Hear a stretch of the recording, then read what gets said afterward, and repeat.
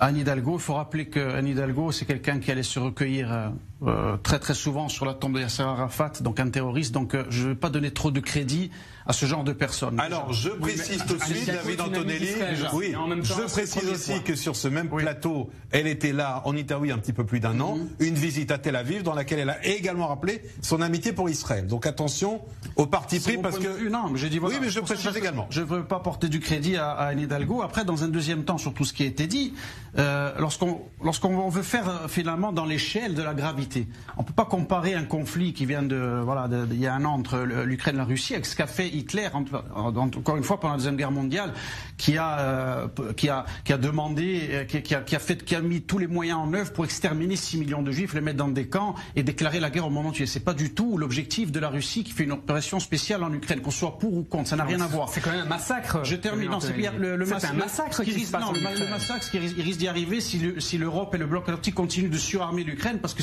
la guerre va encore durer. Au lieu de trouver des solutions diplomatiques, là, il risque d'y avoir beaucoup de morts et la guerre risque de. C'est surtout par la faute de l'Union européenne et des Américains que le conflit risque de s'aggraver.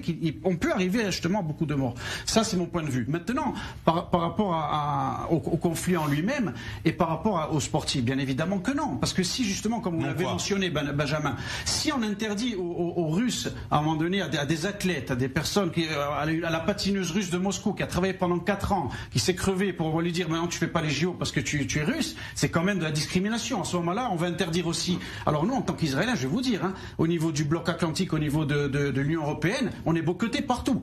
À ce moment-là, nous aussi, on va nous dire mais vous massacrez les malheureux Palestiniens, vous faites l'apartheid, vous faites ci, cela, on veut plus d'Israéliens dans toutes les compétitions. Alors et les Américains, qu'est-ce qu'on va leur dire aussi quand eux sont pas comme la Russie, c'est vrai, ils font du bombardement à haute altitude. Quand ils sont allés bombarder en Irak, je peux vous dire qu'il y a eu beaucoup plus de morts que le conflit en Ukraine. On va leur dire quoi aussi? Donc c'est un jeu dangereux. Oui, c'est un jeu dangereux parce qu'à ce moment-là, on va interdire les Chinois. Vous avez dit, on va interdire les Américains parce que je peux vous dire que du sang sur les mains, ils en ont aussi. On va interdire les Français parce qu'ils en ont fait aussi des guerres. Les Anglais, n'en parlons pas. On ne peut pas comparer avec ce que Poutine fait en Ukraine.